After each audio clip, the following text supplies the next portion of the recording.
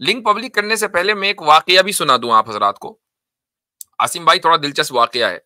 पिछले हफ्ते असल में मैं सफर में था और सफर की वजह से मैं स्ट्रीम नहीं कर पाया। तो बहरहाल वापस आया तो मेरी फ्लाइट लैंड हुई शिकागो। तकरीबन मिडनाइट हो चुकी थी, यानी 12 बज चुके थे रात के। तो मैंने किसी को घर पे परेशान करना मुनासिब नहीं समझा, तो ऊबर लेकर मैंने कहा चलो ऊबर से घर पहुंच जाएंगे। तो खैर ऊबर मैंने बुलाई और जो बंदा आया तो वो यानी समझ लें कि ऐसा बज़ाहिर ऐसा लग रहा था जैसे वो गोरा हो। तो खैर उसने मुझे बिठाया गाड़ी में और मुझे सलाम किया, और सलाम किया उसने ज़रा देसी स्टाइल में, देसी लहजे में। खैर मैंने सलाम का जवाब दिया। मैं ज़रा हैरत से देखने लगा। मैंने कहा है गोरा बोल रहा है ये देसी स्टाइल में, ये क्या चक्कर है? तो कहने लगा कि असल में मेरे जो वालिद हैं वो पाकिस्तानी हैं और माँ जो है वो गोरी है, अमेरिकन। तो उससे समझ में आया कि ये मिक्स्ड ब्रीड है। खैर तो कहने लगा कि आप मुसलमान लग रहे हैं। मैंने कहा जी अल्हम्दुलिल्लाह, जब आपने सलाम भी किया है। तो कहने लगा कि मैं भी बहुत मस्जिद जाता था पहले। मैंने कहा अच्छा, अब क्या हुआ? तो कहने लगा मैं फला मस्जिद जाता था, फला मस्जिद जाता था, सारा उसने तफसील बताई। तो खैर मैंने उससे पूछा कि अब क्या वजह रही? कहने लगा मैं पहले बहुत रिलीजियस था, अब मैंने अपने आप को अपग्रेड कर लिया है। अल्फाज देखें। मैंने कहा चलो ये तो न्यूज आपने बताई है, अपग्रेड आपने कर लिया, इसका मतलब क्या है अपग्रेड? ये तो डाउनग्रेड सा लग रहा है मुझको कि अब आप मस्जिद नहीं जाते, रिलीजियस नहीं है। कहने लगा नहीं, अब मुझे बात समझ में आ गई है कि रिलीजन जो है वो सारे के सारे मिथोलॉजिकल होते हैं, और मैं अब अपने रिलीजन को अपग्रेड कर चुका हूं। तो मैंने कहा तो बहुत दिलचस्प आपने बात बताई है, आप जरा मुझे ये बताएं कि आपका जो अपग्रेडेड रिलीजन है वो क्या है? तो कहने लगा कि भाई मेरा जो अपग्रेडेड रिलीजन है वो रिवील्ड बुक नहीं है, रिवील्ड वर्ल्ड है। तो मैंने उससे कहा कि ठीक है, बहुत अच्छी बात है, आप रिवील्ड वर्ल्ड में बिलीव करते हैं, ये रिवील करने वाला कौन है वर्ल्ड को? अब यहां वो फंस गया। कहने लगा नहीं, रिवील करने वाला कोई नहीं है। मैंने कहा फिर रिवील्ड वर्ल्ड कैसे हुआ?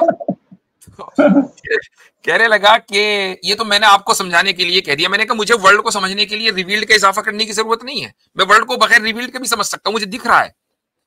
तो वो ये समझने लगा कि गालिबन वो अपनी उसकी ऊबर टैक्सी में जब भी कोई बैठता होगा मुसलमान, तो शायद वो उसको तबलीग करता होगा। तो कहने लगा चलो भाई आज इसको भी पकड़े, उसकी तबलीग करें। तो मैंने उससे कहा कि भाई जो चीज आपको दिख रही है उसको बिलीव करने की जरूरत क्या है?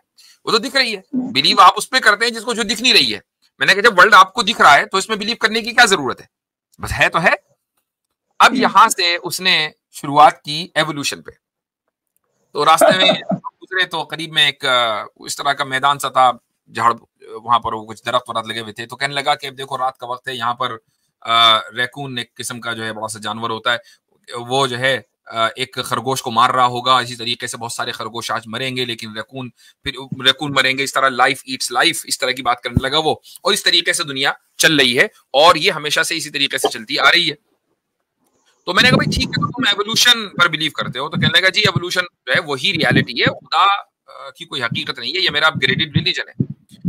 तो मैंने उससे सिंपल एक सवाल किया। मैंने कहा भाई ठीक है, अगर एवोल्यूशन ट्रू है तो मुझे ये बताओ कि फर्स्ट सेल जो है वो फ्लैजेलम के बगैर सर्वाइव कर नहीं सकता और फ्लैजेलम में एवोल्यूशन पॉसिबल नहीं है, तो ये कैसे हुआ? मुख्तसर सा सवाल मैंने उससे किया। तो मुझसे कहने लगा कि ये सवाल, एकदम नाराज हो गया। कहने लगा कि ये सवाल आपको बायोलॉजिस्ट से करना चाहिए, मैं तो एक ऊबर ड्राइवर हूं। तो मैंने कहा भाई फिर ऊबर ड्राइवर को रिलीजन के मामले में बोलने की क्या जरूरत है, वो भी अपग्रेडेड रिलीजन। और फिर एवोल्यूशन पर गुफ्तगू तो तुमने शुरू की है। अब जब मैं उसका जवाब दे रहा हूं तो कह रहे हो कि मैं बात करूं बायोलॉजिस्ट से जाकर, फिर तुम भी बात ना करो। खैर गुफ्तगू आगे बढ़ी। कहने लगा कि क्या आप इस बात पर यकीन करते हैं कि एक आदमी 1400 साल पहले आसमानों में चला गया और वहां से हो, वही जो एक कॉमन जाहिलों वाला सवाल होता है, कैसे पॉसिबल है? It is an absurdity. तो उसने अब्सर्ड का लफ्ज बोला। तो मैंने कहा हाँ, मेरे ख्याल से कुछ ऐसी ही अब्सर्डिटी होगी जैसे कि अगर आज से 200-250 साल पहले हम लोगों को जाकर ये बताएं कि हम एक ऐसे जमाने से आ रहे हैं कि जहां मैं जहाज से उतरा और ऊबर में बैठा और वो गाड़ी बड़ी तेजी के साथ उसने 40 मील का फासला महज 20 मिनट के अंदर तय कर लिया। हम ऐसे जमाने से आ रहे हैं, तो लोग क्या कहेंगे कि ये तो एब्सर्डिटी है, ये पॉसिबल कैसे है? तो बिल्कुल ऐसा ही है जैसे वो ये एब्सर्डिटी, वैसे ही वो एब्सर्डिटी आपके एतबार से। यहां वो कहने लगा कि I know you're playing with my words, यानी वो गुस्सा हो गया कि ये तो वर्ड प्ले है, ये कोई यानी ये लॉजिकल या रैशनल थिंकिंग नहीं है। अब जैसे एक मुल्हिदों का तरीका होता है कि जब वो डिफेंसिव मोड पे आते हैं तो वो गालियां देने लगते हैं, तो मुझे ऐसा लगने लगा कि ये मुझे वाकई अब गाड़ी रोक के ये शुरू हाथापाई शुरू हो जाएगी। लगा पठान तो नहीं है हजरत। मुझे लगा कि तुम तालिबान को सपोर्ट करते हो, एकदम उस पर आ गया। तो मैंने कहा भाई वो एक अलग मसला है कि तालिबान को कौन सपोर्ट करता है कौन नहीं, लेकिन आप एक ऐसे मुल्क में रहते हैं कि जिसकी गवर्नमेंट ने 70 साल पहले हिरोशिमा नागासाकी पे बम गिरा दिया था, तो क्या आप उसको सपोर्ट करते हैं? That's different. मैंने कहा वो डिफरेंट कैसे है भाई? दोनों, बल्कि वो ज्यादा बुरा है कि उसमें करोड़ों लोग, लाखों लोग जो है एक लम्हे के अंदर ओझल हो गए थे, मर गए थे। तो यानी अगर ये बुरा है तो वो भी बुरा है। तो खैर आखिर में मेरा घर आ गया, मैंने उससे पूछा, मैंने कहा देखो मुझे बात करते हुए बड़ा अच्छा लग रहा था और मैं चाह रहा था कि ये गुफ्तगू थोड़ा लंबी चले, लेकिन एक तो ये कि तुम्हारे रवैये ने मुझे अच्छा, और ये भी हुआ कि मैं चूंकि मुस्कुराकर और हंसकर उससे बात कर रहा था तो वो उतना ही गुस्सा हो रहा था। तो मैंने कहा तुम्हारे रवैये ने इस गुफ्तगू को मुझे रोकने पर मजबूर कर दिया और डेस्टिनेशन भी आ गया। तो कहने लगा कि ताना मार के कहने लगा कि मेरी दुआ है कि तुम्हें हूरे मिले। तो मिलेंगे, नो टेंशन। उसकी तुम्हें टेंशन करने की जरूरत नहीं है, लेकिन मैं तुम्हें 5 स्टार दूंगा, वो तुम डिजर्व करते हो। तो ऊबर के बाद मैंने उसको वहां उतर के 5 स्टार रेटिंग दी। मैंने कहा भाई इसको दे दो, हो सकता है कि इसी से शायद ये इसका दिल कुछ नरम हो जाए। तो ये लोग जो है ना मुल्हिद अक्सर साइकोपैथ होते हैं, और और होता ये है कि जहां वो फंस जाते हैं तो एकदम वो नाराज हो जाते हैं। ये मैं वाकया आप हजरात को इसलिए सुना रहा हूं कि ये इल्जाम दरअसल उलमा तबके के ऊपर लगता है कि जब इनसे गुफ्तगू करो तो नाराज हो जाते हैं, लेकिन हकीकत यह है कि अगर आप किसी आलिम को आलिम मान रहे हैं और वो वाकई तौर पर आलिम है, ऐसा नहीं कि उसने बस टोपी लगा ली, तो टोपी लगाने से कोई आलिम नहीं होता, वो फिर टोपी दूसरे को पहना भी देता है। अगर वो वाकई आलिम है तो उसका इल्म कभी उसको नाराज नहीं होने देगा, वो हमेशा हंसकर मुस्कुराकर ही बात करेगा।